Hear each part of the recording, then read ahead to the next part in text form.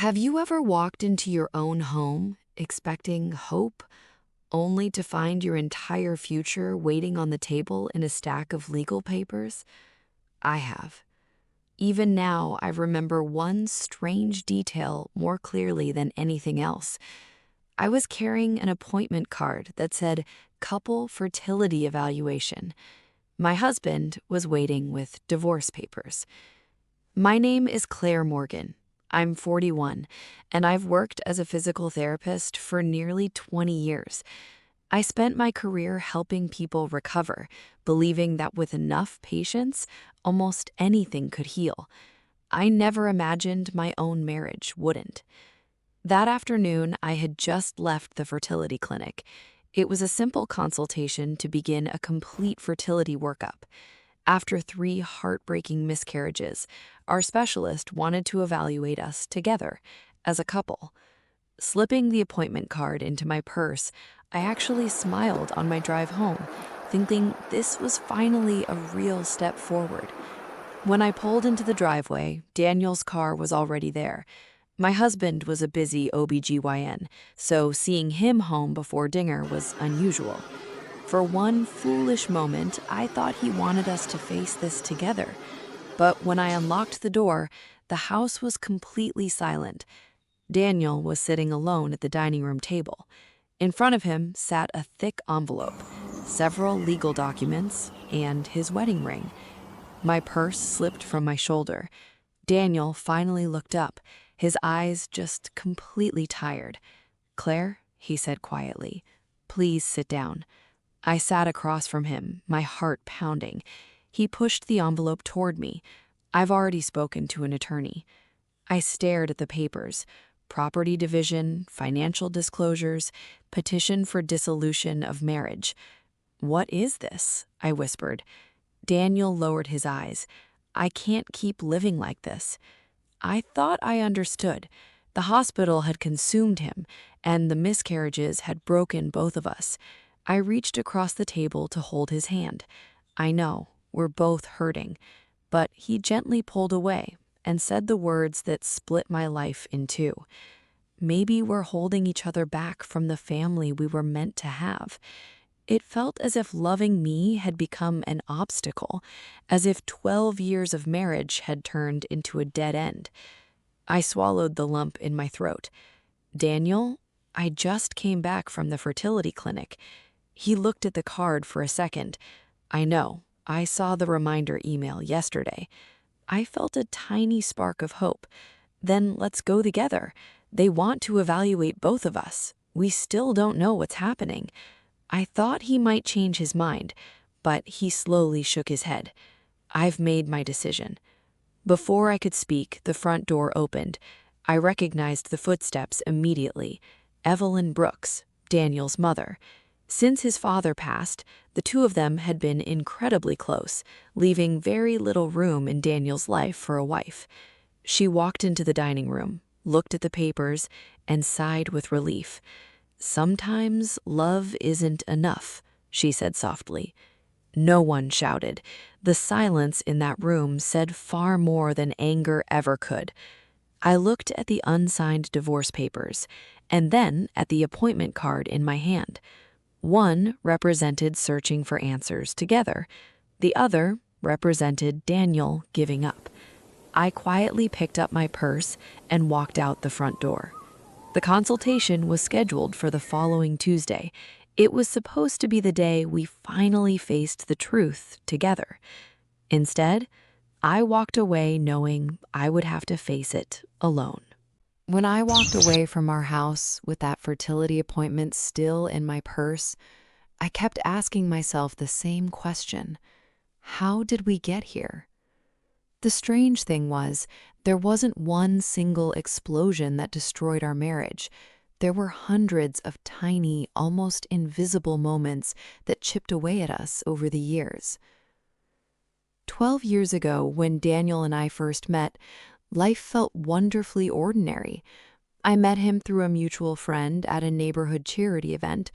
He was already a dedicated OB-GYN, the kind of doctor who stayed late because he couldn't leave until every single patient had been taken care of.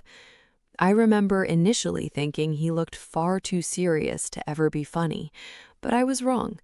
On our first real date, he laughed so hard at one of my terrible jokes that people at the next table actually turned around to look at us.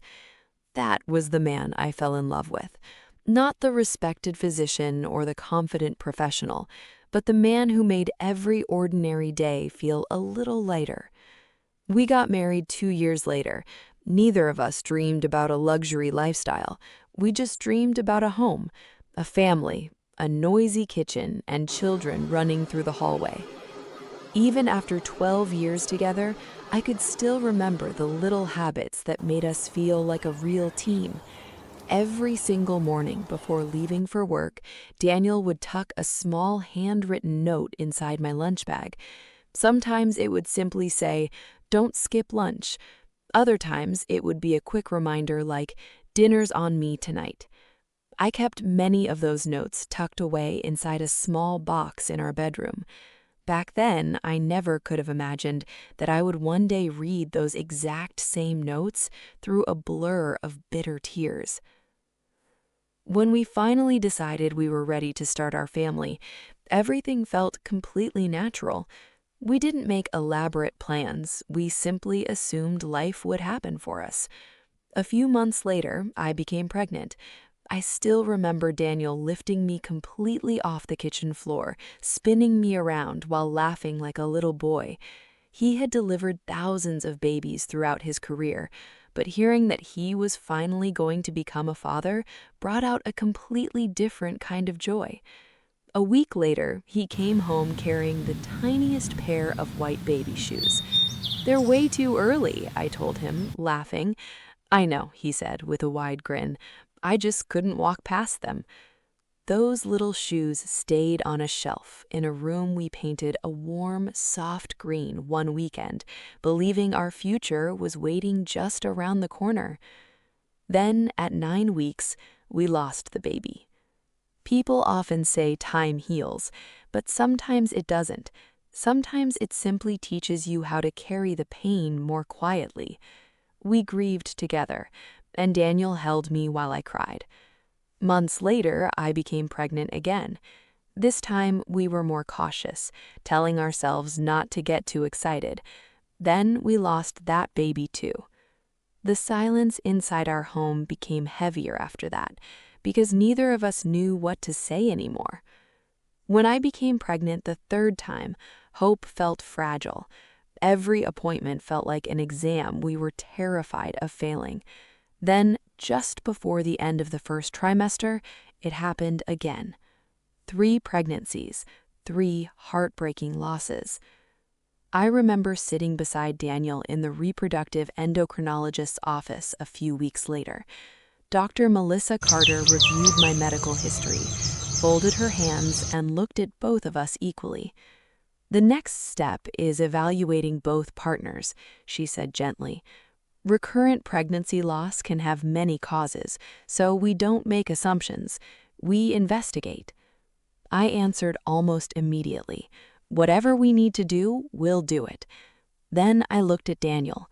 He didn't argue or refuse, he simply stared at the floor for a few seconds before speaking.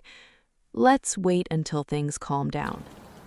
Dr. Carter nodded politely, and we left the office. On the drive home, neither of us mentioned the conversation again. At the time, waiting a little longer sounded reasonable because we were both completely exhausted and heartbroken. I had no idea that simple sentence, "Let's wait until things calm down," would become the first delay in a pattern that neither of us recognized until it was far too late. Looking back now, I don't think Daniel ever stopped loving me. I think he stopped believing he was strong enough to face what might be true. For a long time, I couldn't understand why someone who delivered babies every single day would avoid one simple medical test. I was only asking him to sit beside me and let the doctors do their job. At first, I thought he was just overwhelmed. After our appointment with Dr. Carter, Daniel said we both needed time to recover emotionally before jumping into more medical appointments. It sounded reasonable, so I agreed. A few weeks later, I brought it up again during dinner, telling him the clinic had an opening next Thursday. Daniel looked genuinely apologetic and checked his phone, saying he'd been assigned an emergency surgery that morning.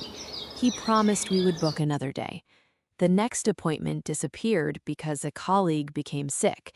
After that, it kept happening. Every explanation sounded believable because it could easily happen in a hospital, and every single time, Daniel apologized sincerely. I never heard him say no. I only heard, "not today." At the time, I thought life just kept getting in the way. Now I understand he wasn't avoiding the appointment, he was avoiding the answer. One evening, I visited the hospital to bring him dinner. From the hallway, I watched him hand a newborn daughter to a young couple. He smiled at them with incredible patience, adjusting the baby's blanket and congratulating them. That was the man everyone else saw, confident, steady, and compassionate. But later, as we sat together in the staff lounge, he stared down at his unopened sandwich. After a long silence, he quietly said, "They looked so happy." It was such an ordinary sentence, but now I know he wasn't talking about them, he was talking about us, and the family he believed we might never become. Every day, Daniel watched parents experience the happiest moment of their lives, and every evening he came home to an empty nursery. The contrast was slowly crushing him. He understood fertility medicine too well, and knowledge can terrify you when it leaves you wondering, what if the problem is me? Daniel never said those words aloud, but whenever I mentioned an appointment, he became unusually quiet. Whenever we walked past the room we had painted, he looked away. I thought grief was changing him, but it was fear. Around that time, Daniel's mother, Evelyn, started visiting more often. She was never openly cruel, but she knew how to plant doubt. One afternoon, she poured herself a cup of tea, looked at me thoughtfully, and said, "I remember you mentioned your doctor talking about your ovarian reserve. Maybe your body has already been through too much, and you're the one carrying the heavier burden." A few days later, she brought it up again during dinner, asking Daniel while he was washing dishes. Her ovarian reserve wasn't ideal, was it? Daniel didn't answer, just saying he didn't remember the exact wording. Evelyn nodded, murmuring that she was sure the doctors knew what they were doing before changing the subject. That was how she did it.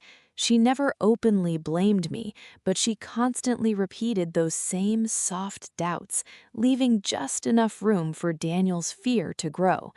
Evelyn didn't create his fear, it was already there.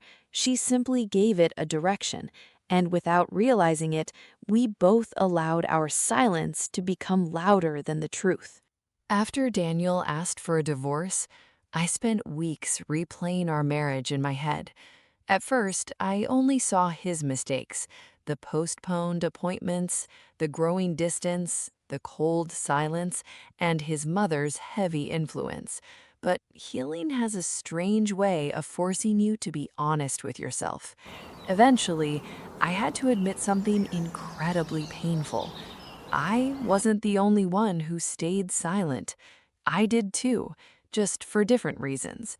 I constantly told myself I was protecting my marriage, but looking back, I was actually protecting everyone's comfort except my own. Evelyn never treated me badly in front of other people because she was far too careful for that. She rarely raised her voice or criticized me directly. Instead, everything she said came wrapped in a layer of polite concern. One afternoon, she noticed the little pair of white baby shoes still sitting on our nursery shelf. She sighed softly, looked at me, and said she didn't know if keeping those objects around helped either of us move forward. I just smiled politely. But after she left, I sat alone in that empty room for almost an hour, holding those tiny shoes and wondering if maybe she was right. I never told Daniel about that conversation. Whenever Evelyn made comments like that, I convinced myself they weren't important enough to mention because I didn't want him to feel trapped between his wife and his mother. Don't make him choose, I told myself. So I chose for him, and I stayed quiet every single time. The truth is, silence feels peaceful in the moment, but it has a dangerous cost. It allows other voices to grow much louder. As the months passed, I noticed Daniel changing too, especially when it came to his mother. If she called, he answered immediately, and if she needed help fixing something, he canceled our own plans without hesitation. Daniel's father had died unexpectedly when Daniel was still a teenager. Evelyn sacrificed almost everything to make sure he could finish school and eventually attend medical school. Daniel loved her deeply for that, but somewhere along the way, gratitude slowly turned to obligation.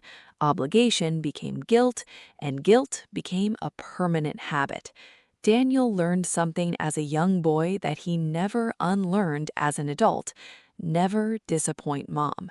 Even as a respected medical physician responsible for difficult medical decisions every single day, that little boy who couldn't bear seeing his mother upset still existed somewhere inside him. Some family patterns become so normal that nobody questions them anymore. Around that time, I suggested something neither of us had tried before: marriage counseling. I remember saying it while we were cleaning up after dinner, telling him we had been trying to fix this by ourselves for too long. To my absolute surprise, Daniel looked at me and said, "Okay." The following week, we met with a therapist who specialized in helping couples after pregnancy loss. She spent the first few minutes listening to us describe our marriage, our heartbreaking miscarriages, and our daily lives. Then she leaned forward slightly and asked one simple question: "When did you stop talking to each other?" The room became completely silent. I looked at Daniel, and he looked straight down to the floor. Seconds passed, then almost a full minute, but nobody answered because neither of us actually knew. Then the therapist asked, "When was the last time one of you told the other what you were truly afraid of?" Again, absolute silence. I desperately wanted to speak up. I wanted to tell Daniel that I was terrified of losing him more than I was terrified of never becoming a mother. But the words simply wouldn't come. Daniel opened his mouth once, then closed it again. We spent the rest of the session talking about schedules, stress, and work, completely avoiding the fear we had both brought into that room. We left the office and drove home without speaking a single word. Neither of us ever mentioned scheduling another appointment. We simply never went back. That afternoon didn't end our marriage, but it was the first real chance we had to save it, and we let that chance leave in complete silence, because silence is also a choice. The day I moved out of the house I'd called home for 12 years, I expected to feel angry. Instead, I felt strangely empty. There were no dramatic arguments, no slammed doors, and no neighbors watching from their windows. Daniel stayed at work while I packed quietly: a few boxes of clothes, some books, and one small wooden box filled with the handwritten lunch notes he had given me throughout our marriage. I rented a small one-bedroom apartment across town. The kitchen was barely large enough for one person, and the bedroom walls were completely bare. For the first few nights, the silence felt overwhelming. For 12 years, I'd fallen asleep beside someone. Now, the loudest sound in my apartment was the refrigerator turning on every few hours. I quickly learned that loneliness isn't always dramatic. Sometimes it sounds exactly like nothing.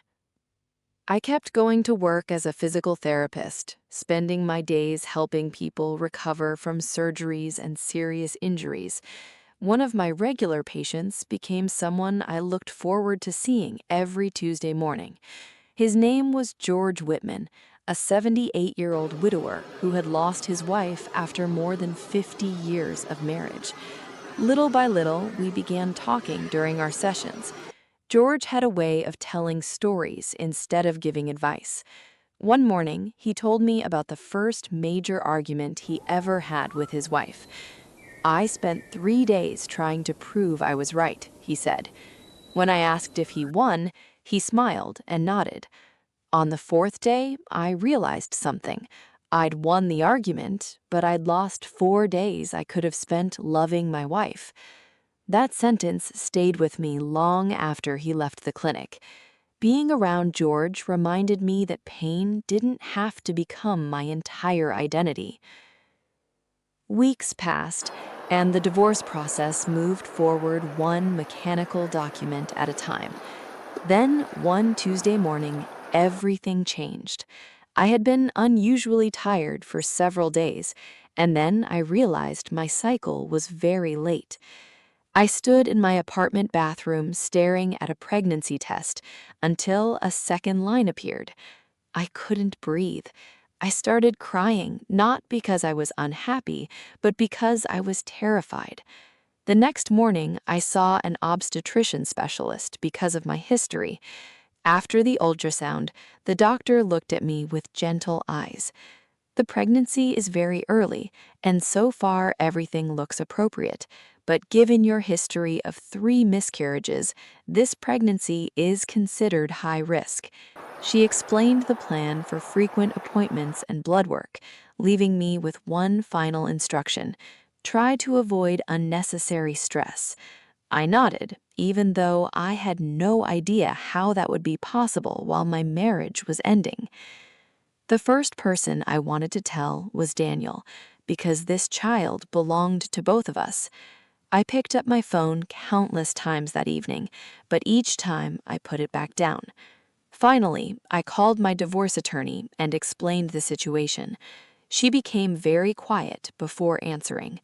"Claire, legally, Daniel will need to know, but this pregnancy is still extremely early, and you've been advised to minimize stress. Before making any major decisions, let's first make sure you're medically stable." She wasn't telling me to hide the truth forever. She was just asking me to give myself a little breathing room.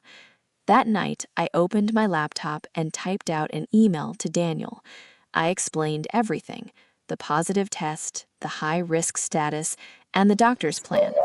I even wrote, "I don't know what happens to us from here, but you deserve to know that you're going to be a father." When I finished, I stared at the screen for a long time. All I had to do was press send. Instead, I closed the laptop. The email remained exactly where it was, saved quietly inside my drafts folder, waiting for a future neither of us could see yet. People often imagine that life changes because someone makes a dramatic confession. That wasn't what happened to us. The truth entered Daniel's life as a single line inside a legal document. I didn't tell him about the pregnancy yet, as my attorney advised me to wait until things were medically stable to protect both the baby and the process from impulsive decisions. But a divorce involving an unborn child couldn't move forward without updated legal paperwork. Sooner or later, Daniel was going to learn the truth. He did, not from a phone call or a confrontation, but after his attorney reviewed the updated filing. Daniel later told me he stared at the paperwork for nearly 10 minutes, reading it over and over.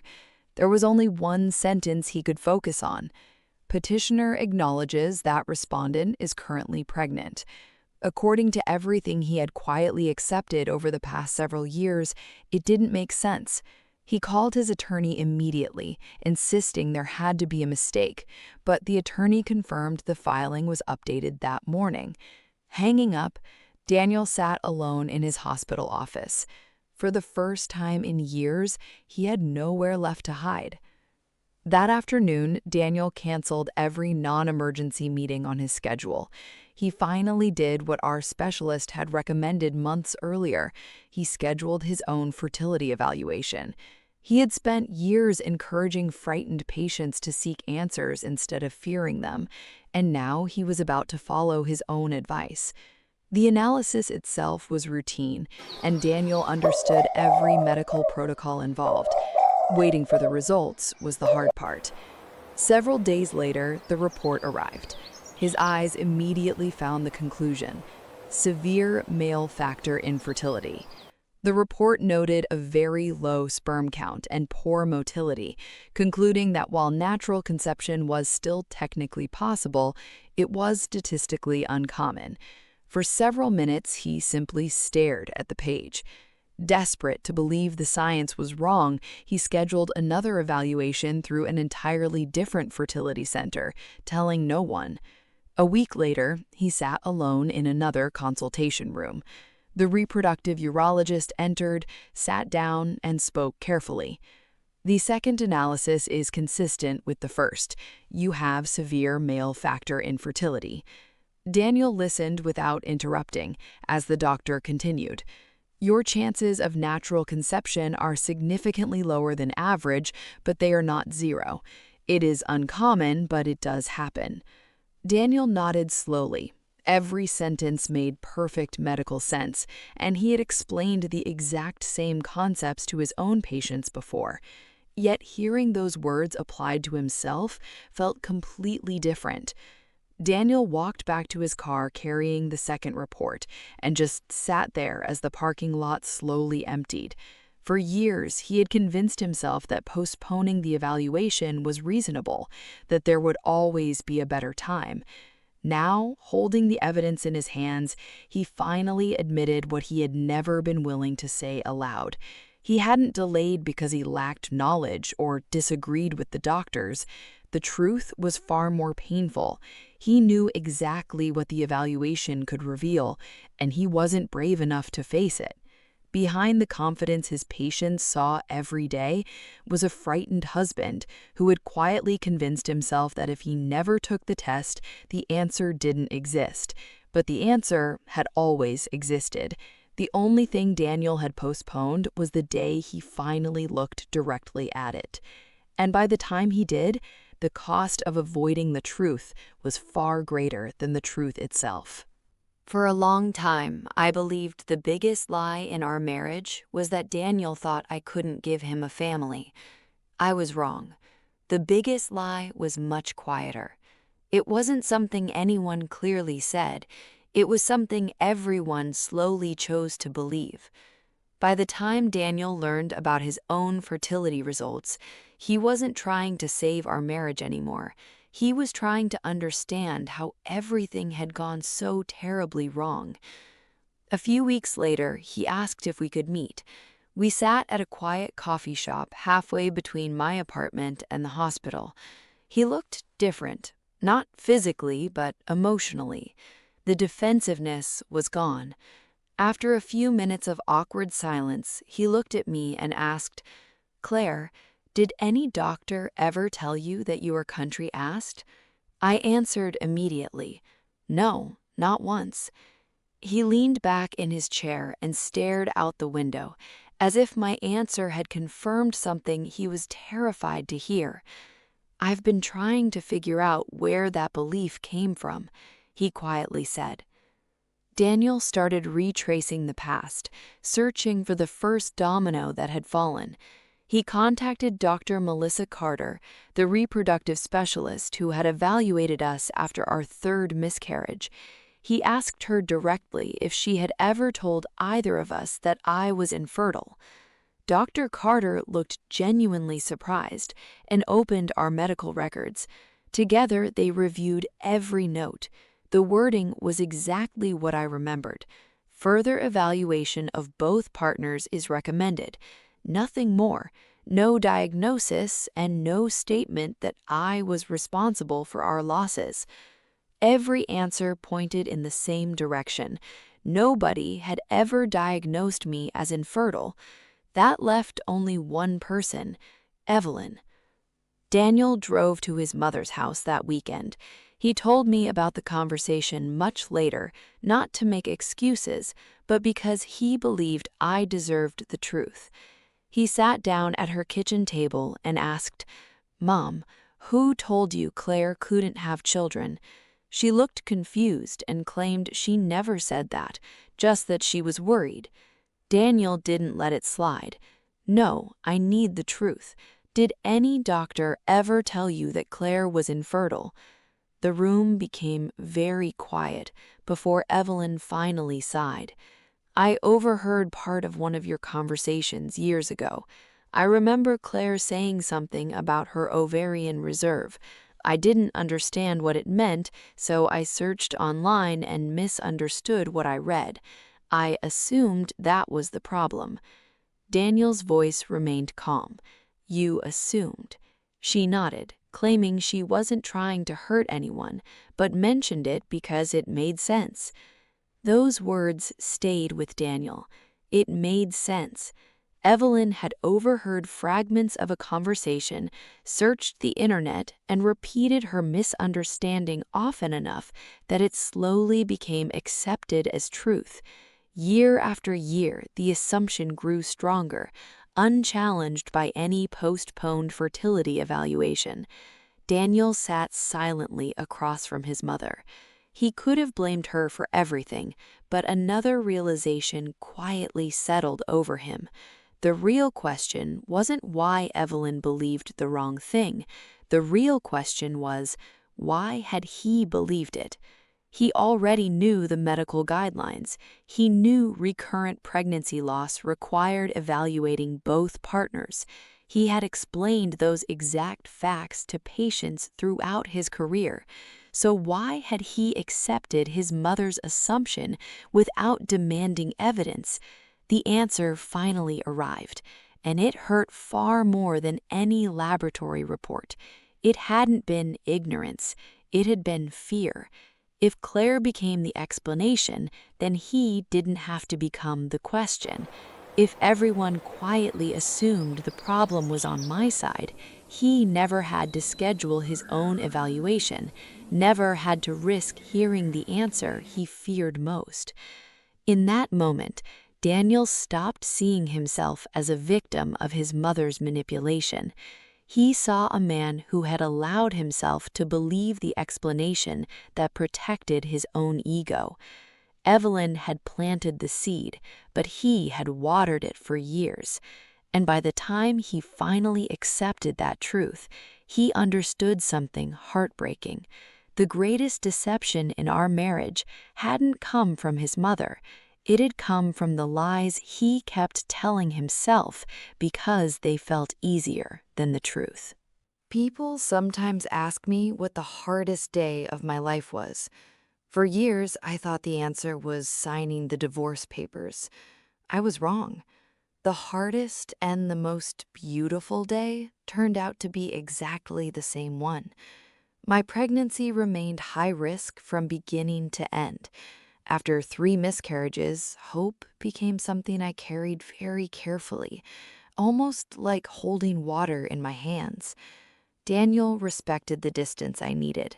After learning the truth about his fertility results and his own role in avoiding reality, he never pressured me. He apologized honestly, without dramatic speeches. He stopped asking life to become easier and simply accepted responsibility.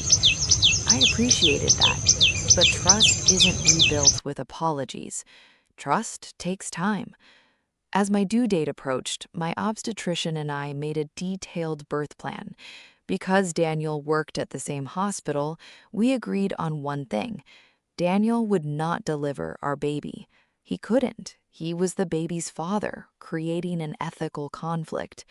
Daniel understood and never argued, only asking if he could still be there, if I agreed.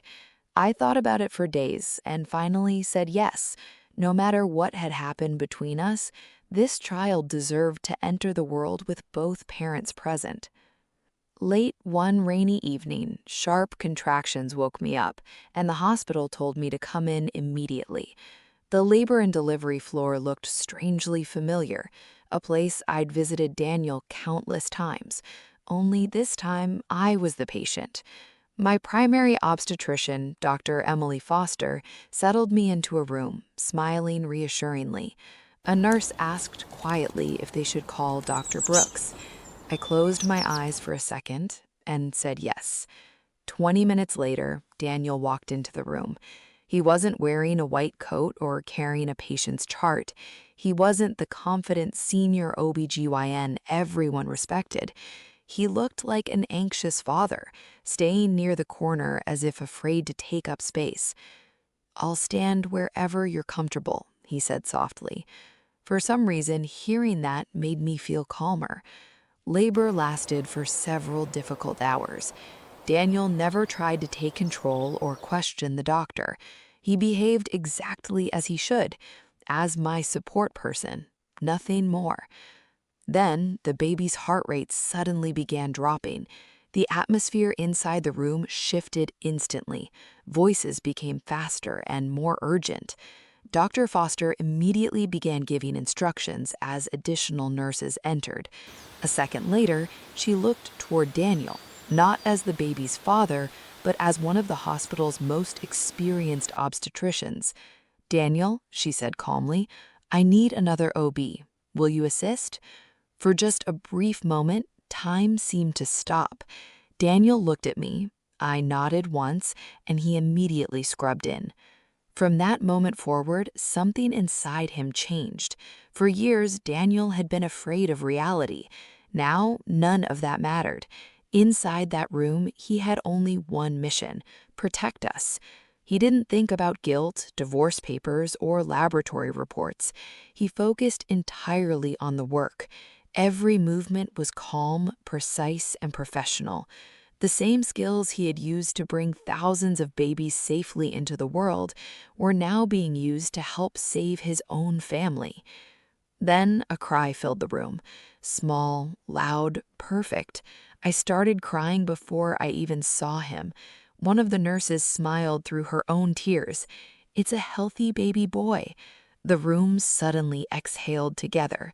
When the nurse finally placed our son into my arms, the entire world became unbelievably quiet. I looked down at his tiny face, and then I looked at Daniel. He was simply standing there, with tears running silently down his face. This was different from any delivery he had done before. For the very first time, Daniel wasn't witnessing someone else's family begin. He was meeting his own son, and in that single moment, he truly became a father. People often expect stories like mine to end with the reunion.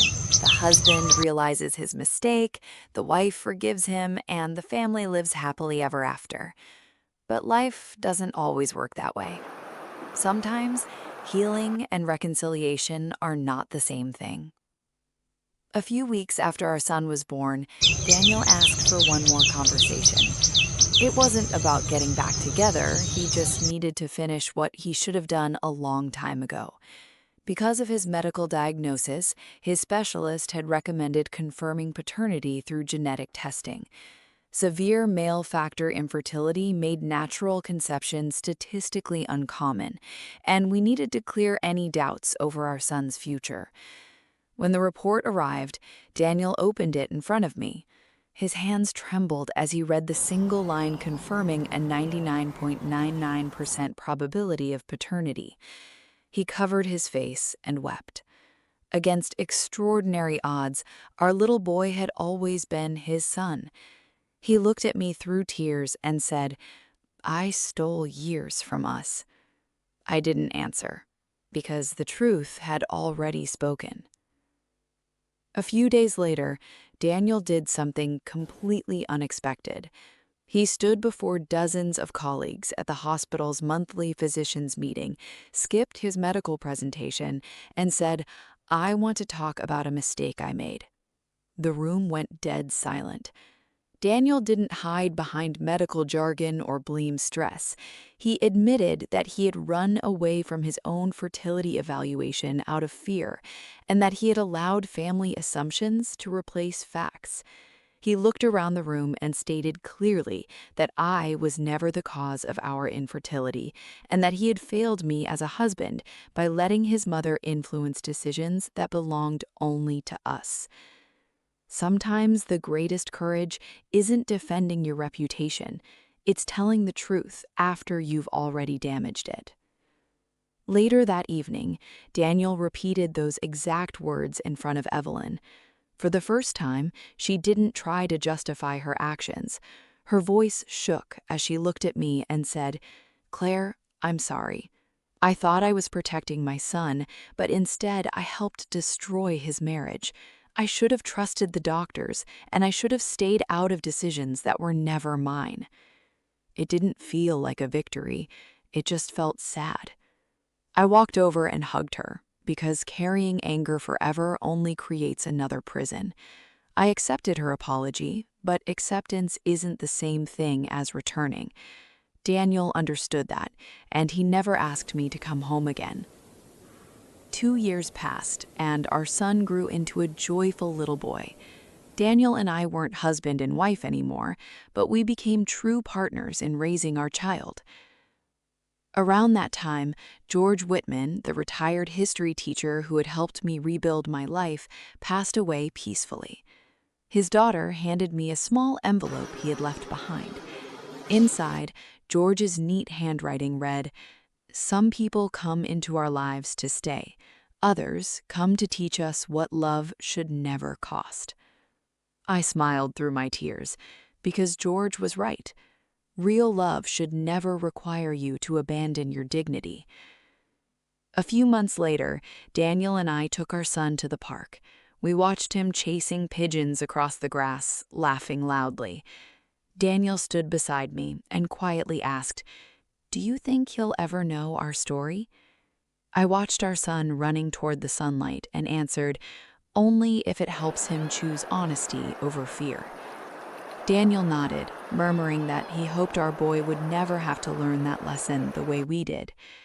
Our son turned around and waved excitedly, and we both waved back. We weren't a married couple, and we weren't pretending the past never happened. We were just two parents who had finally learned that love isn't measured by whether you stay together forever.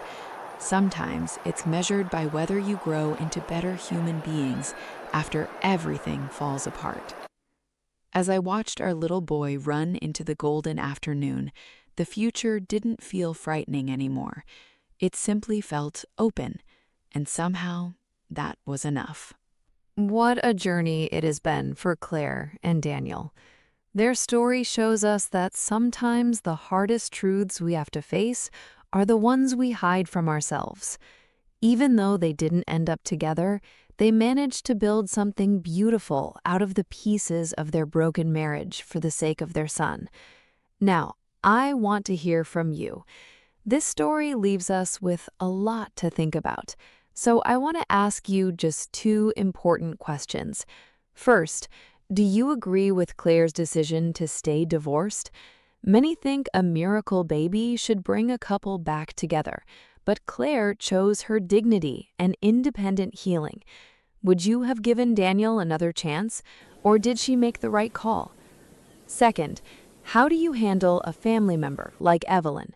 Have you ever experienced a partner's parent planting doubts and interfering in your relationship, and how did you deal with it?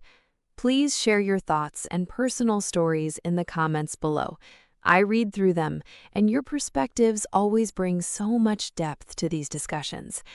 If this story touched your heart or gave you a new perspective on love, honesty, and forgiveness, please take a moment to hit the like button. Don't forget to subscribe to the channel and turn on the notification bell so you never miss another emotional journey.